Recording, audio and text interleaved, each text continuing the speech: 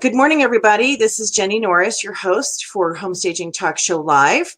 And Homestaging Talk Show Live is brought to you by the International Association of Homestaging Professionals. I'm trying to wheel myself out of the way here.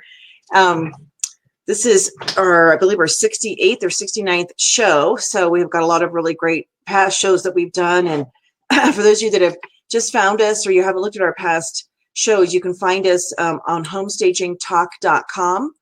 or also our YouTube channel for IAHSP, the IAHSP YouTube channel. So all the videos of the sessions we've done with our guests over the last year and a half or so are all archived up there. So be sure to take a look. And anyhow, so I'm glad to be with you today, Wednesday, October 23rd. And we've got a nice show for you today. I have a special guest from Cubics who'll be joining us. And before we get to that, I just wanted to make a couple of quick announcements again. So our conference in Nashville, I was going to say Charlotte, Nashville was amazing, great success. So you should have received your certificates for the investor staging consultation or investor staging consultant designation, I should say. Those were sent out to everybody. And so if you were in attendance, you wrote your name down on a sheet of paper. We got all that together and emailed everybody. So if for any reason you're watching this and you thought, I didn't get my certificate of completion and my logo, let me know. It could be that your email blocked what went out, or maybe you didn't sign that sheet of paper, so we'll have to talk. But anyhow, that did go out. Today, we're going to send out the link to all of the PowerPoints from all the speakers, so you'll have access to that folder. And then some of you have been emailing me asking about the videos of the speakers, and of course that takes much longer to put together because they have to, it's not just like straight footage that we're uploading. They're actually had the speaker mic'd up and then had the PowerPoint and then videotaping it. And so those three elements are going to weave together so that you have the speaker, but you also have the PowerPoint going and everything is synced up, and that takes a while to put together. So I'm going to guesstimate that by the first part of November we'll have those, and of course we'll send you a link, let you know where all that is, and you'll be able to access all of the PowerPoints. So, of course, next year we'll be going to Denver, the Rocky Mountain State. It's not its original title, but beautiful Colorado. Of course, that's where we live, and the Denver area. So looking forward to hosting everybody here at headquarters for IAHSP. And so the dates are the 25th, 26th, and 27th of September. That is a Friday, Saturday, Sunday. So that's not on Thursday. So we're going to start on a Friday, and then the advanced stager training will be Monday, Tuesday. So the 28th and 29th will be the advanced stager training at the same location. And of course, our beautiful hotel we're going to have. Let's see, how do I get rid of this? I'll bring it down like this. Okay, cool. Is the Gaylord Rockies. And so the Gaylord Rockies, of course, is in the Gaylord family, but has a completely different feel and vibe than Gaylord Nashville and probably any of the other properties because it's located in Denver. In this view, you can kind of see out the windows there. That's a huge, very, very tall glass window that's reinforced with steel because the winds do buff it there, but it does look right out on the Rockies, the Front Range and the Rockies. And so this hotel actually paid for the air rights so nobody could ever block that view. And you can see it feels like a big lodge with the exposed timbers and the beams. And they actually have, you can't see it in this picture, but it's down on the left, you go down the stairs. There's actually a train caboose that they actually brought in, and they built the hotel around it. So it actually has the railroad tracks and this train. You can take pictures and stuff on it, in it. So it's pretty cool. It's just kind of a different vibe. And a lot of the decor and the artwork does pay homage to things Colorado, whether it's Native Americans or the silver and the gold rush, and a lot of the history and so forth, and the animals that live here, like the bison and the elk and the moose and so forth. So you'll see a lot of that in this hotel. We will put the link up for you to get your hotel rooms today. People are already buying tickets to the conference. We do have a special way for you to be able to manage the payments. So we're doing a 1/3, 1/3, 1/3 down. So if you want to do 1/3 now, the next payment will be due January 1st, the final third April 1st. So that's one method. We have some specials also going on for people that attended the Nashville conference, that you get special pricing for Denver up until November 30th. That'll be in effect, and you'll be a priority attendee. So we got rid of the word VIP, even though I like the word VIP. People thought that they were VIPs because of who they are and what they were doing for the conference versus realizing it was a ticket type. So we're going to call it a priority ticket so nobody gets their feelings hurt when they don't have a VIP ribbon. And so, there's always something, right? So priority ticket will be in the front. You'll have first access to any keynote speakers and so forth that are doing any kind of a meet and greet. And then also we're going to do a drawing for one of the people to actually have some private time with whoever we get for our keynote speakers. So there's a little bit of incentives for you there. Also, if you have a team, this year for the first time, we're going to actually give some breaks on team pricing. So the first person is regular price.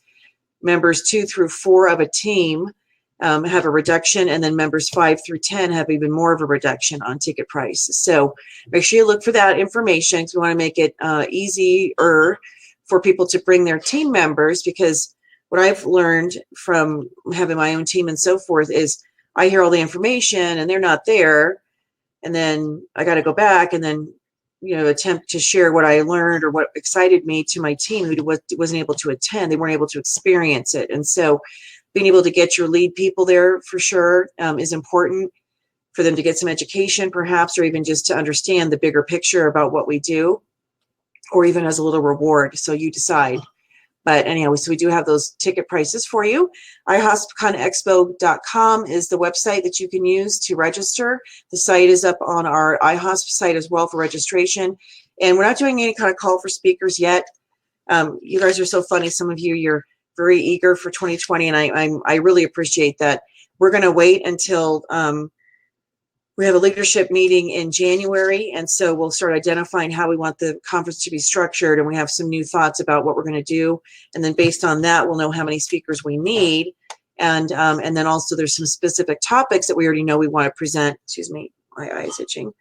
Some topics we want to present for sure that we've already discussed, and I just got to find the speakers for those particular topics. So, all right, I think that's it. Let's see here. All right, I am also going to be giving a little plug for HSRA's conference coming up November 7th, 8th, and 9th. It's actually the 8th and 9th. The 7th is a warehouse tour that you can take of Model My Home's warehouse to kind of see it in operation. But I'll be there speaking on, I don't know what day I'm speaking, the 8th or the 9th. A lot of really wonderful topics. And so, I know that some of the conferences are kind of stacked up kind of close together, and that wasn't, the original intent. We've always had ours in October for the last decade, in the fall. And prior to that, we've tried it in the spring. We've done it in the summer. So there's no ideal time, but we had ours separated from others. So there was a little bit of, time separation, and then things got moved around. So there are 3 that are sort of close together. So some people might think like, well, I've already went to this one, so I don't have to go to that one. And my philosophy is learn. Take as much time as you can, an opportunity to learn. We're talking 2 days of actual conference, 1 day at Model My Home, the tour. So if you only wanted to come for the 8th and 9th, I think that's either a Saturday, Sunday, or Friday, Saturday. Let me quickly look. So it's a weekend. So you're really not missing anything for work. So it's a Friday, Saturday. I know you have to get there and so forth. And even our event, it's Friday, Saturday, Sunday. People that will give, and I'm going to use the word excuse. That's all it is. It's an excuse. I can't go. I'm too busy. And I think to myself, you do think that all of these people don't have clients to serve and don't have big businesses that they're running, and they're not busy doing things too. And to me, that's limited thinking. It's fear-based, because people believe, gosh, if I leave town or if I'm not available, my client's going to go, or that person's going to go use some other stager. And that might happen, but when you have a good relationship with them, and when you tell them, I'm available to stage your property on Monday or whatever, especially if you're working by yourself, you're a solo stager, if they can't understand that you're going to take 3 days to learn and get better at what you do and learn new trends and skills and business processes that make you more efficient, which gives you more time back, then, I would say that you're letting your clients run your business and you're not running your business. So we need education, and that's going to be something that will be, part of the whole industry trends and so forth, is the fact that education is paramount in our industry. And I'm not talking about necessarily about your basic foundational education, because that is essential as well. It's the ongoing education that we need to be receiving. So, if you're not a person who reads or stays on in tune with some of the trends and so forth, even what's happening with the real estate industry, all that's going to impact our business as well. So if you sort of have your head down and you're just staging, you're not really paying attention to what's going on. These events help educate you, but it's also important that we as business owners are on top of what's happening within our own industry, within industries that we are partnered with or parallel to, and then also just our own staging and business trends, if you will. So education is super important. I just want to encourage everybody to take opportunities to get away and learn. It's very different than just watching a webinar at home where there's distractions, when you can actually leave your home base and go someplace else and your focus is on you and learning and meeting other people. And it's the meetings after the meetings oftentimes that are the most valuable, when the sessions are all over and you're having a bite to eat or sitting down and maybe having a cocktail or something with another person that maybe you just met, and you start asking them about their business. You can learn a lot. And I've shared this all along that my very first conference was 2003. That was the very first home staging conference ever. And I met people. I was brand new. I met people. And then those people became some of my, lifelong friends. And then every year that I'd go to conference, I'd meet newer people. And so we all need people in the industry that understand what we do, that we can call when we're having a challenge or just for encouragement. And so you meet those people at an event like a conference, and they don't have to be in your same neck of the woods. So anyhow, that's my plug for education. Make sure that you take a look at what's coming up and set time aside, block your calendar. So I hope those of you that plan on coming to our conference, September 25th, 26th, 27th, block it. Don't schedule anything over it. Now, of course, I know, hang on a second. I got the trash man here. That's what I want you to do this last night, honey. There you go. Okay, sorry. So block those days off. I already have them blocked off of my calendar. So I'm not going to schedule anything over it. Now, of course, I know sometimes there's weddings and different things that happen, but I feel like some of us are not really in control of our calendars. So the first thing you want to do, and I taught about this at our conference, is you want to block off all the important dates for the year for your calendar. And it's not just all business related. You want to block off any vacation time, family birthdays, your anniversaries or whatever. Block those days off so that you don't schedule anything over those. And so when people then ask you, when are you available, you can see that you're not available those times. And then don't compromise on your personal schedule. And I know there's always exceptions. However, if we start allowing people to take our time that we blocked off, like I don't work on Sundays. That's my family day or just a day to relax and so forth. And they can wait till Monday. There's no emergency that needs me to come out on a Sunday. I decided to give myself permission not to work on that day. And oftentimes they're not working on Saturdays either, because the houses are ready for the weekend for open houses. And so you need to set your boundaries for your business, but mark off that time, because these educational events are important for you, not only for your business growth, but also for, qualifying as a professional stager. So make sure that you set those aside. The dates are posted now for 2020, at least for our conference. And then the others, you can kind of know when they're going to be, because they keep them around the same time of the year. So, all right, with that, I'm going to go ahead and bring in our first guest. Here is Alexandra Mulet. So let's see, I should do a countdown for you. Oops, there you are. Good morning. Hey, good morning, Jenny. How are you? Good. How are you? Fine. Thank you for the opportunity. I'm very excited. And it's the first time I do a live talk, so I have excuses before if I don't do that well on camera. You look great. Thank you. So tell everybody who's watching who you are and where you're from. So my name is Alexandra Mulet. I am the owner of Cubics USA, the controversial cardboard furniture brand. A bit of disruptive in the market. I'm half Swiss, half American, and I came back to the US 2 years ago to start this adventure of launching the brand here in the US. My colleagues in Europe started 8-9 years ago, and they have been thriving in the last years. So we thought the US market, posed like a really good opportunity. It has its different challenges. It has its different culture, which we're now learning and, trying to navigate. And well, we encountered IAHSP along our road, who kind of welcomed us and opened their arms. And we've been now twice in your expos, which we really, really appreciated, getting to know the people, the leadership for sure, and looking forward for Denver. So I did block my agenda for next year. Good. Following your very good advice. So yes, so what we do is very simple. We offer an alternative to the conventional staging furniture made out of cardboard, which is not usable in terms of sitting or jumping on it. But it serves the purpose of staging, which is basically, you know, create good pictures, allow people to visualize better when they come and visit the home, the spaces, give a purpose to a space. Now, we understand in this market, which was bred by HGTV, and, you know, the looks of the HGTV, we did find some resistance. Let's be absolutely clear here. It's not as we would say, a rose garden path for us.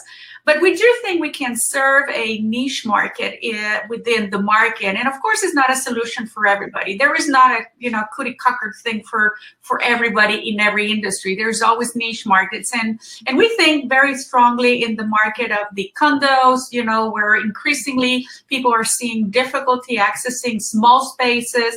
Homeowner associations are getting more and more difficult.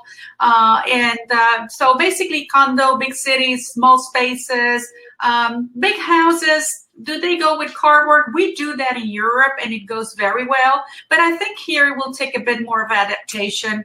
And we do not intend to replace the great job that has been doing by all those stagers with their conventional furniture, for sure. It's just trying to find your space within an industry and a fair space, say, with that industry. Well, so the cardboard furniture industry has been around, I want to say, at least 10 or 12 years. There was a company here that used to do that, and I remember them. You could bring a couch in, like just walk it in like a big case. And so those of you watching, first of all, we don't need to be snobs in the staging industry, right? The goal is to sell the property, and so there's plenty of properties that need furnishings. If you can't get a couch up the stairs, or there's, you know, limit requirements for being able to get furniture in, this is a great solution. So we're going to talk about that because I'm right in the process of having to get a warehouse, you know, larger size. We're going to talk about logistics and expenses and how something like this solution does not require that and why that's important. So I did want to put some pictures up. This is a bedroom. This is one of the pictures. So this is one of their setups. And so it's the Cubics furnishings, and then with the cover over it. And unless you touch that bed, you would not know that it was cardboard. And I'm going to challenge people on that too, that are saying, oh, you know, I would never use this. First of all, how much is the bed? This is a queen bed setup, correct? Right. We do have packages. So within that strategy we had in the States, we had to adapt to the market. We started off first selling individual products, but the shipping in the U.S. is a challenge. And despite all our efforts, I didn't get FedEx to work for free for me. I mean, I really tried, but they didn't do it. So we had to change the strategy. And at that point in time, what we did create forced packages. So right now we have like 6 packages on our website. You know, they have shipping included, which is basically because we were able to box all those packages in the most, I'd say, efficient way so that the shipping would be the least expensive. And instead, yeah, of course, we have a rooms that go for $393. The single room runs for $296. However, if people visit our website, they will see our catalog. And if they want us to actually propose a solution which is more tailored to their needs outside of the current packages, we welcome them to call me. I'm a one-woman band thing. I love to talk to people. I love to help them, you know, sort their challenges with their customers, with their budgets, with their logistics. So, you know, grab the phone. It's on the website. I basically literally work 24 hours. I need to get, like, you know, Jenny's advice and start cutting that out. But, you know, when you start, you need to do that. An option. So this queen bed, you said the setup here would be about $393. Shipping included, but it includes another couple modules, which is, you know, the cupboards, the small cupboards on the bottom. You can see everything on the website, actually. Yes. So okay, so $393. So those of you people that are You're looking at staging. So I know back in the beginning, I used air mattresses. So a good air mattress is about $70 and they pop. I would lose 8 or 9 a year, which is ridiculous. I don't know what people would jump on them or whatever. So, and then you had to get the platform. So if you used a camping bed or a couple cots, those were about, let's say $70. So that's 160 right there. And then you have to get the bedding and so forth. So, and then even that, so they have the little nightstands here, so that, end tables. So for the investment here for the furnishings, you would be paying more for that if you had a real bed frame, a mattress, a headboard, and so forth, because that's what we're purchasing now. A mattress is anywhere from, maybe you could get lucky and get a queen mattress for $100. I think we pay about $125 from a wholesaler, but you got to get the box spring. So when you're looking at investing in furnishings, there's ways to make your dollars go farther. And again, if people touch that bed, of course they're going to feel that it's hard. If you want to add a layer on top of, like, underneath a padded, comforter or riser, whatever, that's fine. But you don't have to bring in an air mattress. You don't have to bring in a mattress. And to store mattresses and box springs and so forth in a warehouse, those things are big. They don't collapse down. I know there's some mattresses that roll up and so forth, but the bottom line is they take up space. So this is a great solution. Let's throw this one up here. This is the I wanted to say, if I can, transport is another big thing for stagers. It's a big challenge, of course. Yeah. We always say that the best results are achieved by mixing real stuff with our stuff. Right. It's not about just cardboard 100%. We can do great things, but if you mix the both things, people would not really realize what's going on. Of course, they cannot sit on it, and of course, you need to prepare your realtor if you're working with a realtor, and educate them, which is what you've been talking before. There, we sell everything with little signs of do not sit. People not always follow instructions. That is true, but it's a process of adaptation to a new product in the market. But transport is expensive, and as you said, storage is a challenge. For us, for those of you who attended the IAHSP Expo in Nashville, everything that was actually displayed there wasn't fit in my SUV. I have a small Equinox, so it's no big thing. You can transport on your own. You of course will need transport for the bigger stuff that you want to use in real, but you substantially can save money from the transport perspective and the logistics. But also you can reuse the furniture. We say that the furniture can be reused 3 to 5 times. It's worth taking care of. And again, so the investment at the end of the day pays off very fast for itself. So this is a dining setup. So if people sit on it, does it collapse, or is it tested to hold a certain way, or will it just collapse? It will collapse, not immediately, because it's got reinforcement crosses in it. So, but we do tell people and encourage them very strongly, put a sign on every little thing. When you have a nice, and I've seen your work, Jenny, I follow very closely also the work of Sandra Holmes, those beautiful homes. I'm not sure you encourage people to sit on those beautiful beds that they make. And I'm sure you get pretty upset when people make use of those beautifully laid beds, with comforters and pillows. So by definition, people should not be using the furniture. It's I know they do. I'm sure you'll say, well, you should see what they do to things, but no, there should not. So they will collapse indeed. Obviously, it depends on the weight. A kid may hold on to it, but they will collapse. They're not made to be used. We will be reinforcing in the future production in the US a bit more, because we tend to see that people definitely have their way around of, doing things. And the thing is, it looks so real that nobody thinks of it. That is probably the dilemma. It looks real. This house that you just posted, that was an Amsterdam house. It was a €2 million house in Amsterdam, so it was not a cheapy house. It was a beautiful property, very classic property in the center of Amsterdam, and they staged it with just cardboard. Basically, literally 90% was cardboard. Which, it's a great solution. So here's another picture of a little bedroom, small space. This is very cute. That's a small apartment. With covers. Italy. That's from Francesca Greco in Italy. I'm sure you know her. She's the one doing that. It was a small apartment in Milan. Small spaces, small stairs, nothing no elevator for sure. So she went there. As you can see on the left side, she made a great combination with the real stuff. It's not expensive stuff. This was not an expensive apartment, but she has a great taste for the pillows, the colors, the light is very important, and of course the picture. You want to take good pictures. You want to hire a professional the same way we pretend people to hire professional stagers. Good pictures make the difference as well. Yes. Good morning. I see everybody joining us. So I want to say hello to everybody. Hey, everybody, if you want to give us some likes and loves on here, that'd be great. Good morning, everybody. And of course, we have Alexandra Mulet here from Cubics Furniture. So she's sharing the product information. And Maureen says that she just recommended your company yesterday to her real estate agent. Great. Thank you very much. Maureen. Here's another picture here. This is an odd, we see these two with these peaked roofs here. And so being able to get things that'll fit, and a little couch and a chair, nice, cute. That's a very nice grouping.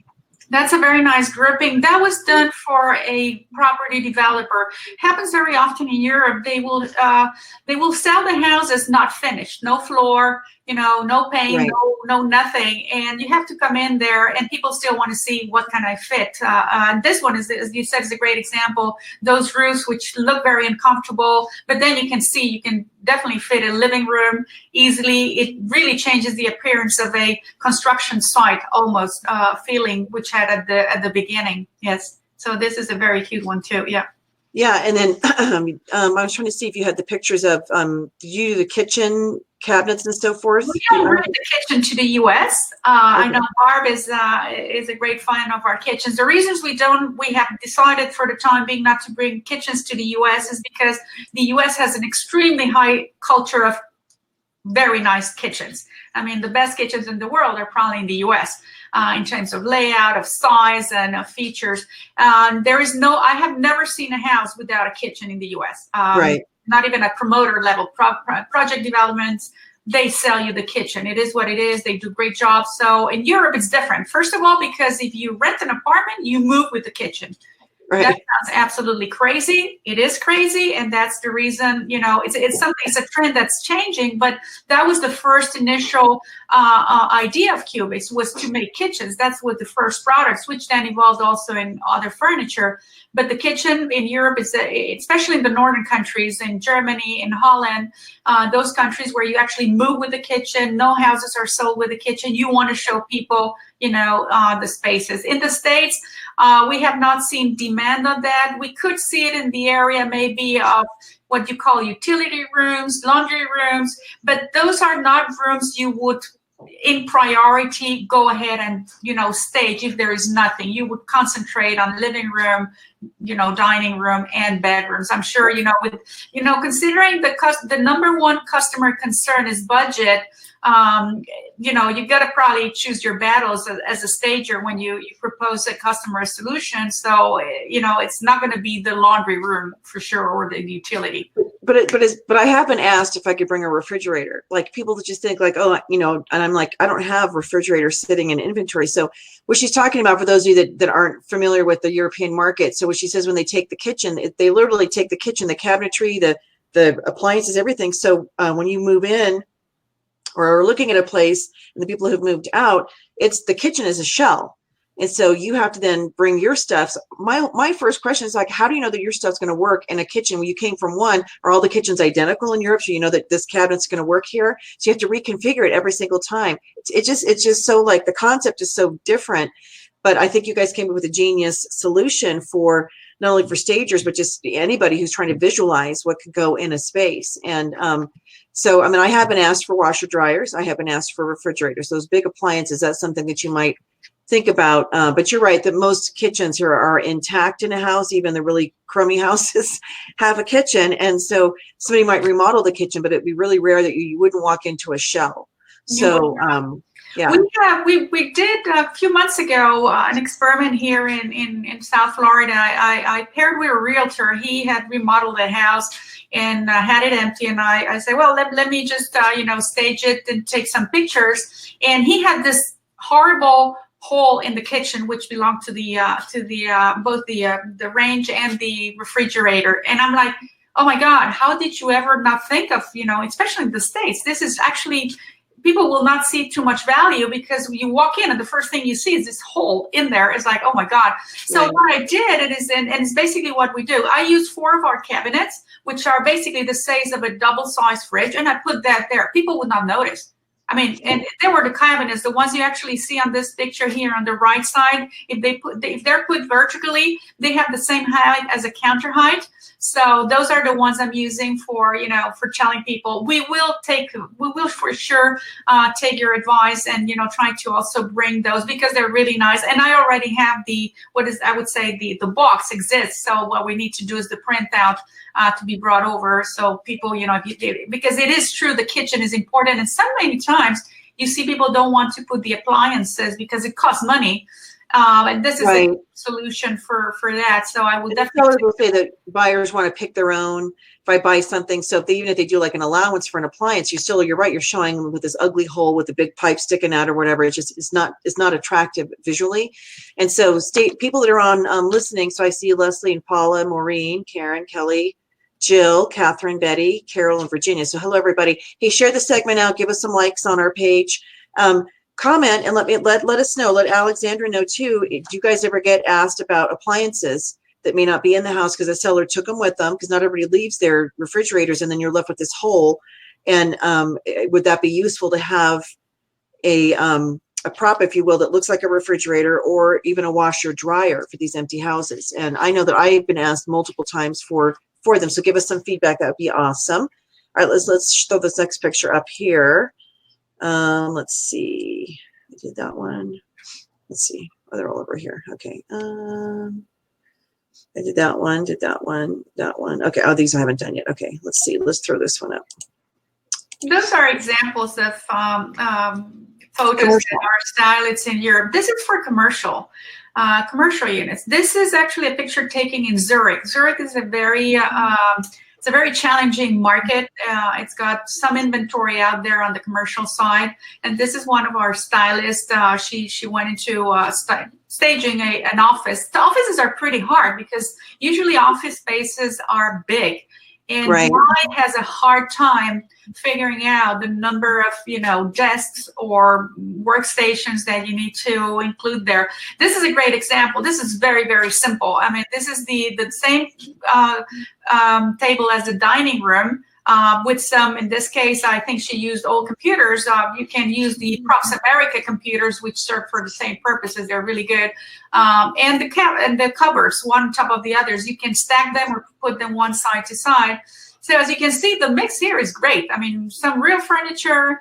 And, you know, I'm sure that it's much easier for a potential renter or buyer of the property to immediately see, can I fit my office here? Can I, you know, what kind of return can I expect in terms of, you know, the value that I'm trying to sell or rent? So this is a great example. And this is a niche market. I don't know how strong it is. You probably have more data than I do, but I have talked to a few stagers and commercial. I said, well, this is a huge market. I don't know. South Florida, for instance, has a huge inventory. I'm not sure about the rest of the U.S., but I'm sure it's a trend. Well, they do, yeah. I mean, any place that they're, you know, in the cities, there's going to be the commercial. And I just think that stagers, we haven't penetrated that market niche as much, but I'm sure it's one that it's always an option. And but I think probably one of the reasons why is because if you're doing a commercial space, it does take a lot of product, and most of us don't want to carry big desks and things like that in order to show what a commercial space can do. So this could be a great solution for that. It definitely is. It definitely. And again, you can carry everything that was in that photo yourself. This is a really pretty setup. But this is all about color. I mean, the bed is the bed. It is what it is. Nice little lamp. I mean, it is just about the color here. They mix very well. The quilt with the wall. This is an old apartment. It's very small as well. And this is where, you know, I think with our furniture, creativity is your limit. You know, the more creative, the more, I mean, and I've seen during in Nashville and also last year in Charlotte, the great courses that they have for color. This is exactly the example. I mean, it doesn't require much. It's just a color combination. This is a very soothing, appealing, enchanting little place. You feel like going and visiting that house. I was like, oh my God, I really, you know, I would really jump into that. So Jill is asking, do you think using faux appliances might not bring attention to the fact the appliance is actually missing? Not that it isn't already obvious, but it might be a negative. And so So we're talking about the kitchens, Jill, that obviously that have the holes. So I think that's more of a negative because it's ugly, and usually sometimes it's not even painted well behind. So, but being able to show somebody, because I don't know appliances, I don't know, like, now when I look at a hole, unless I have a measuring tape, I'm not going to know it's going to fit. So having a regular size refrigerator prop and then a nice stove or oven or whatever prop in there, I think is better than leaving a hole. Because again, people are visual, and certainly in the pictures, it's going to look 100 times better not to be shooting the kitchen with this giant ugly hole. I fully agree with you, Jenny. And the focus should be, well, the appliances. I mean, if I flipped or I'm selling a home, definitely I would try to make especially if it's a new home or flipped home, make the effort. Tell the people, listen, why would you not? You just went through the process of flipping that thing. A couple $1,000 not going to break the deal. Now, some people will not do that. So, of course, you got to give them some sort of solution. And, indeed, is more, as you said, positive than negative. The whole is really, really negative. Yeah.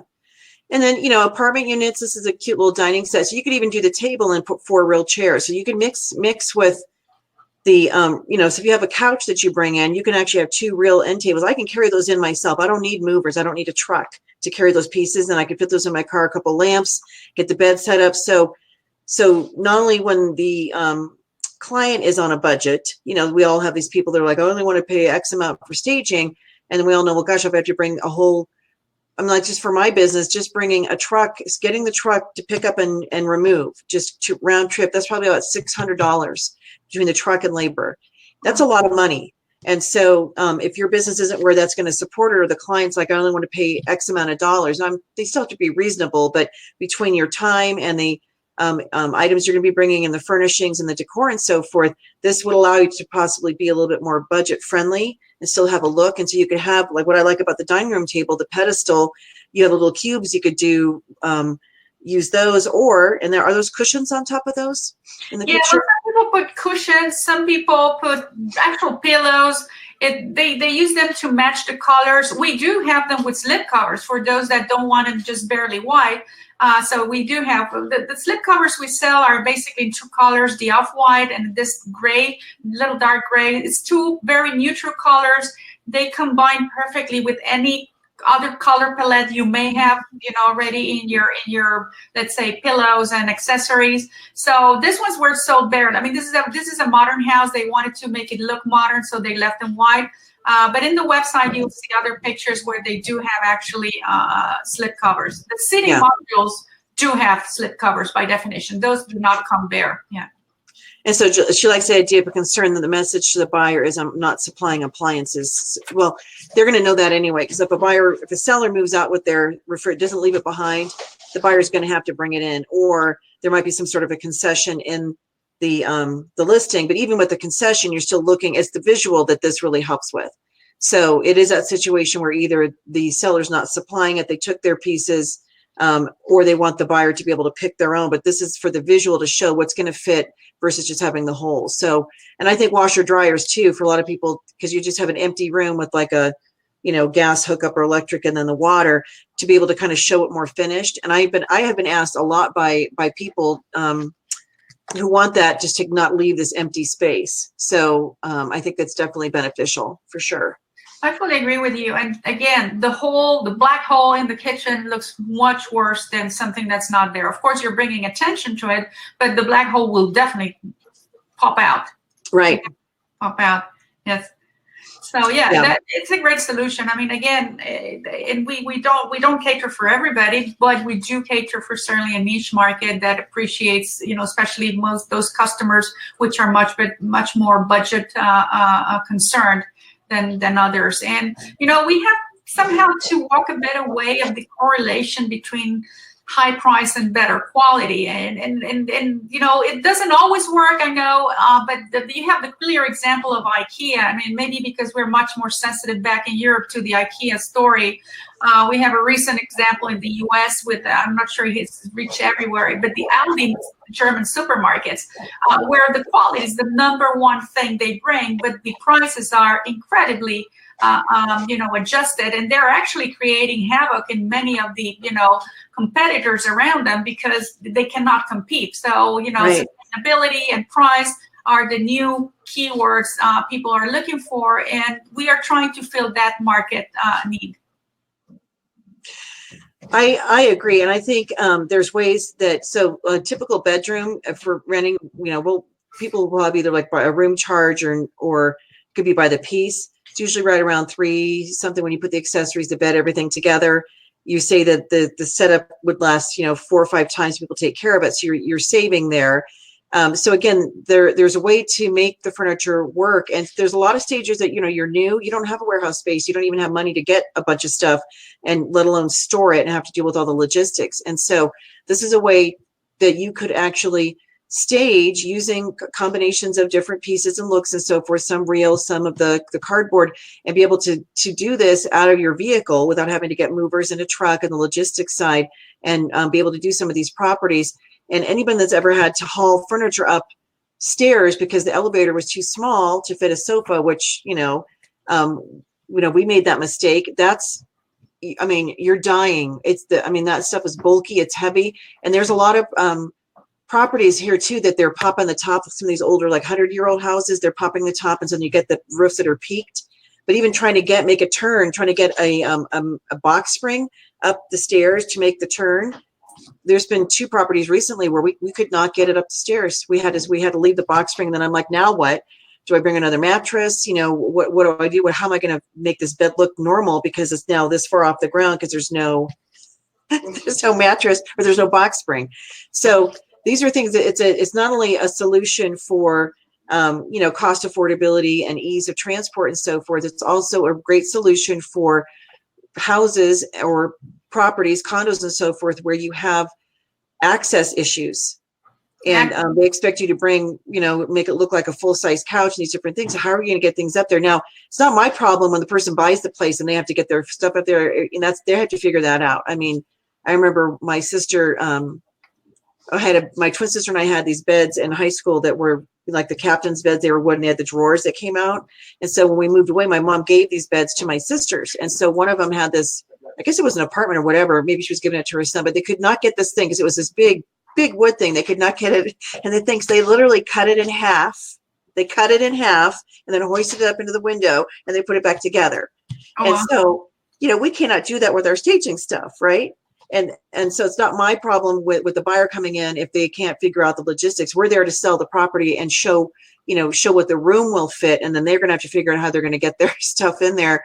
And so I think it's a great solution for all those reasons.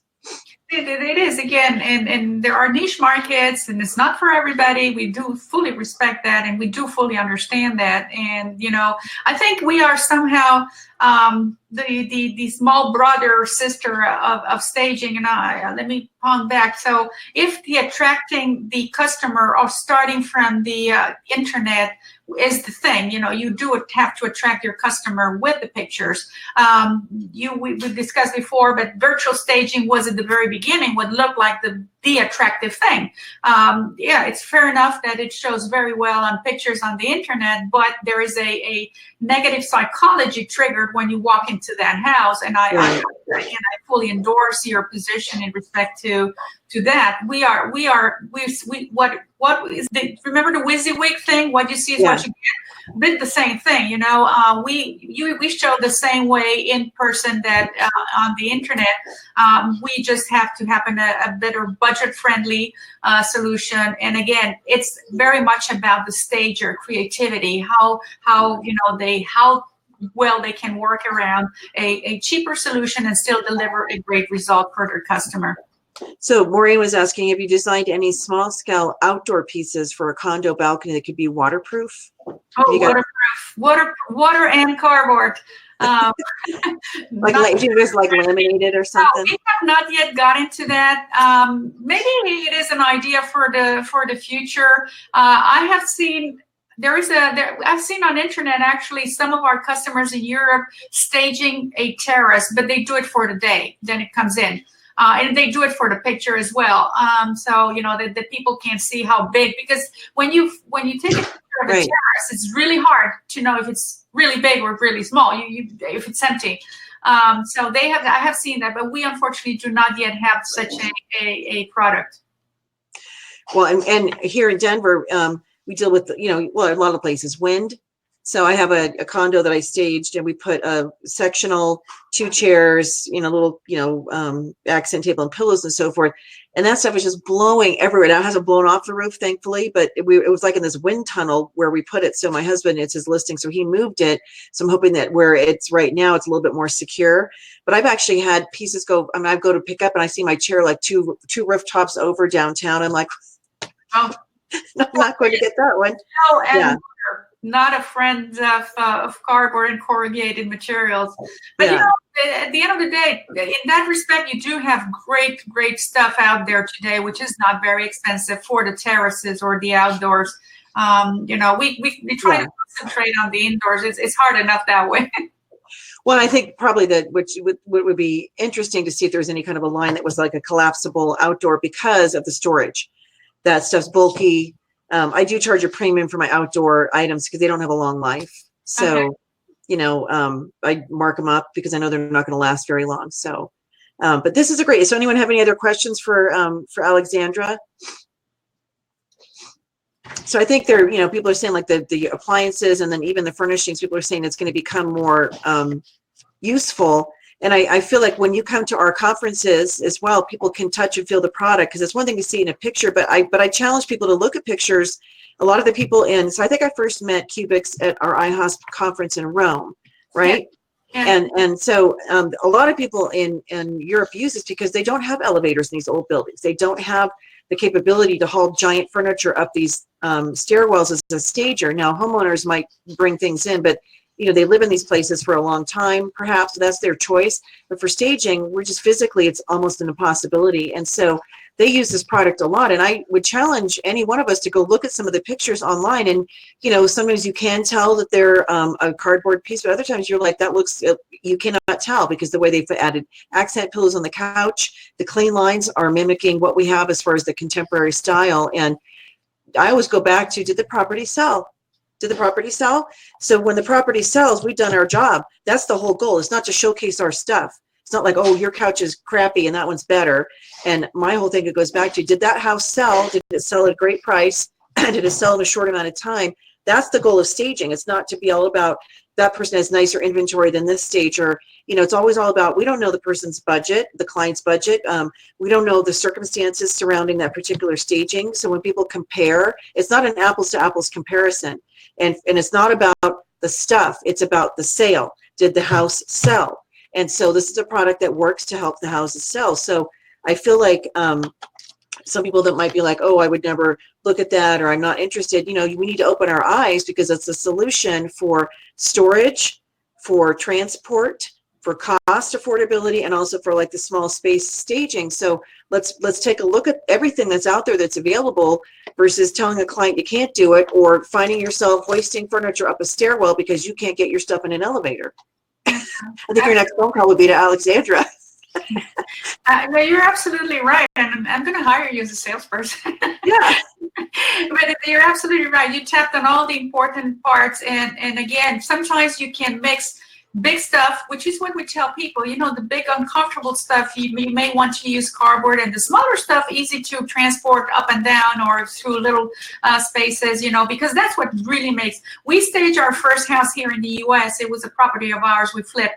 Totally, because we didn't have inventory. I didn't have a house, or I didn't have anything. We staged it totally with our furniture. And when people were warned at the entrance, don't sit on it. It's a double message. Like, really? So they really had to turn around twice, thinking we were joking. Same thing with open houses. We held a couple open houses, and people were not believing what they were seeing. Why? Because you know what? They're shopping for a house, not really right. furniture. If they're shopping for furniture, I'm sure they would be looking much more into the detail. But at the end of the day, they want to feel that home. Of course, the furniture helps you feel at home, helps you define spaces and the purposes of those spaces. But at the end of the day, it's this very subliminal message that gets to your brain. Is this a nice place? Is this where I see myself living? And I think we, in that respect, serve the same purpose as the conventional furniture, at least on the initial creation of those 3 to 4 or 5 seconds that it takes when you walk into the home. What is the impression? It's when you meet somebody, you shake hands. In 2 seconds, your brain has already made their mind about that person. Is this somebody you like, somebody I don't like? Same thing with a house. And again, it's not only the furniture. How about the curb appeal? It's great to have a brilliantly staged home, like the ones we see on the internet. But if the curb appeal is crappy, or your neighbor, because that I think happens quite often. You have a messy neighbor out there, leaves the barbecue, the bicycles. I mean, that's killing as well, because it takes in some of the value proposition that you're trying to make with the home down, and it's not good. However, it all starts from the curb appeal, and from there on, you got to be consistent on what you offer to the customer.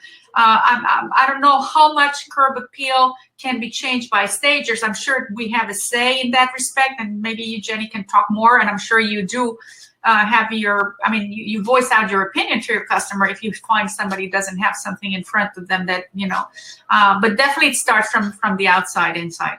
Absolutely. And we staged a place. It was one of these, again, like 100-year-old houses, and it was a nice property, but right next door, so there was this woman. She was a nurse too, but she was like a hoarder. So they had these little, you walk up the steps and there's like a little, I don't want to call it a patio. So it's a porch, and it has like little walls around it. And then the front doors that's how they built these, but her whole porch was just loaded with, paraffin, I don't even know what, trash, old pieces of lumber, like right on this thing. And she, I don't know, she was cleaning stuff out. So the guy that was, doing the property, he even offered to clean that out for her, to bring a dumpster, get rid of that, because he knows that's going to impact his sale, and the house still has not sold yet.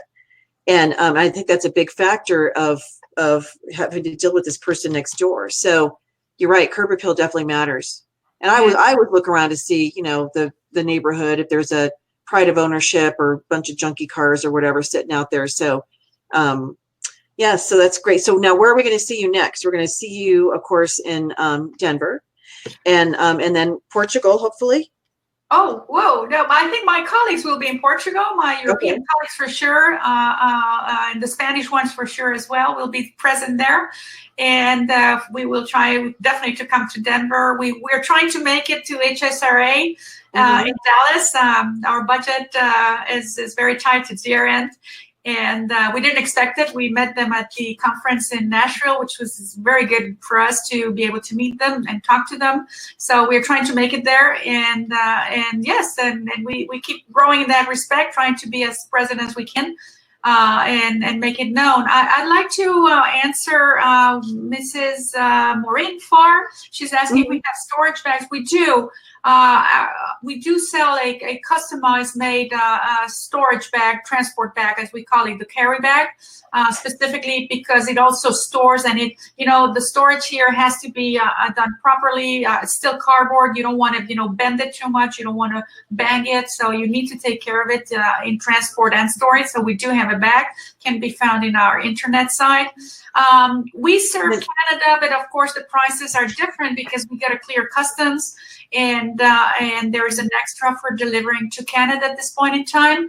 But I'm certainly happy to be able to quote people personally on such a request. We also received requests from Mexico, which is also a very fast growing market. So yeah, we try to cater from here easier than from Europe. But of course, the prices cannot be the same ones at the internet. But we will do the most to provide for a personalized quote. And yes, Morena, using it for the outside only for the pictures, just that serves a great purpose in itself. You can use it, take the pictures, present it very nicely, and then inside, just unfold it. It takes 3 minutes or 5 minutes to assemble a piece. It takes another 5 to disassemble and fold the slip cover and put it back. So you're not going to be wasting a lot of time and resources into having. Do you have tutorials that show how to put something together? Yes, everything is on the website. They're all loaded up in YouTube for every piece, although they're this is Lego. So if you don't understand the tutorial and have a 5-year-old at home, be it a son, daughter, or nephew, call them. They'll figure that one out. It's pretty easy. That's great. Yeah, 'cause I'm the type of person, I look at a picture like how it's supposed to be, and I put it together that way. I don't like reading instructions. I'm one of those people. I'll read them if I have to, but that's great. So there's tutorials. Easier than IKEA, I promise you. And Oh we my don't have gosh. Yeah, assembling furniture. There's always pieces left over after you put a piece of furniture no, together. And not with us. and they should put in there, you will have, if you've done it properly, you'll have X amount of pieces left over. Because when I have leftover pieces, I'm like, did I miss something? Is this thing just all going to fall apart the first time I try to move it into someplace? And so I hate assembling furniture. I agree with you. I fully agree. Well, I hope to see you in Dallas. That would be great. If not, for sure, then we'll see you in Denver. And then you're not at any of the markets. And so for people to reach you, do you want to tell me your contact information? And I'll type it in here really fast.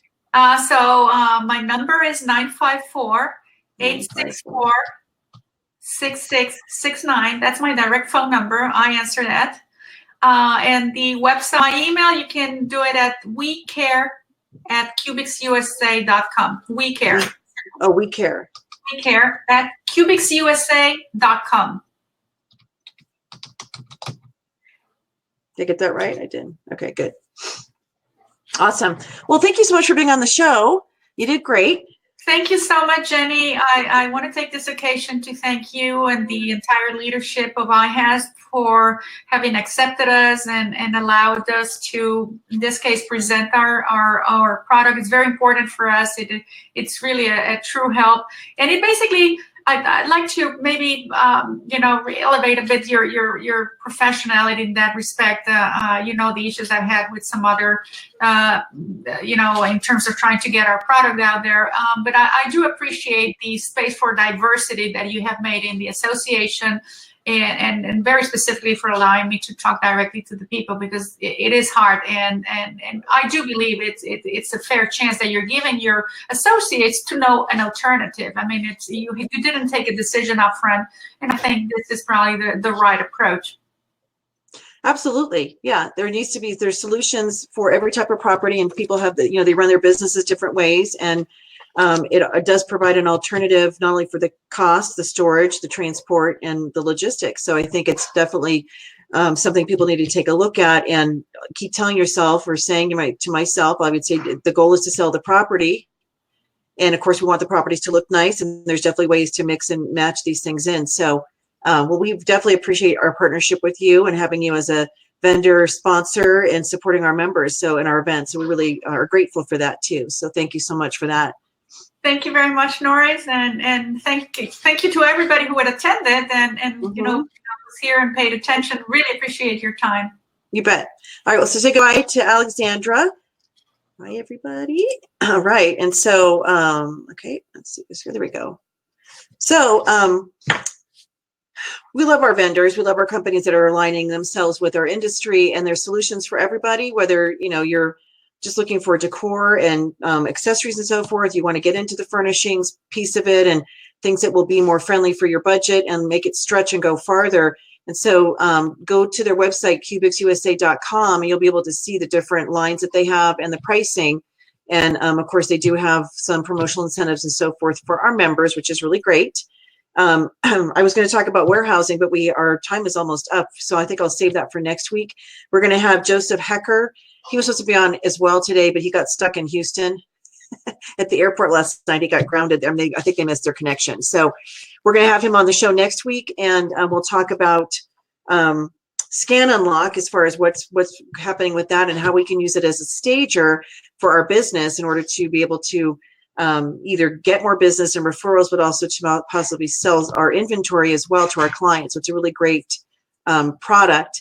And so then we'll talk about warehousing and so forth as well next week, because I'm right in the throes of that. And I know some people you're thinking about doing that, or maybe you're thinking about switching and finding a different space. And so being able to talk about the logistics required for that, just even to store your soft goods, to get them all in one place as your business grows, is important. So with that, I'm going to say goodbye. And this session will be put up on our YouTube channel, also on homestagingtalk.com. Excuse me, homestagingtalk.com. Go check out the IAHSPConExpo.com site, because you can get your tickets down, be a priority attendee, and then look at the different specials we're offering. So if you have any questions, just let me know. Otherwise, I will see you guys all next week. Thanks so much for being here. Bye.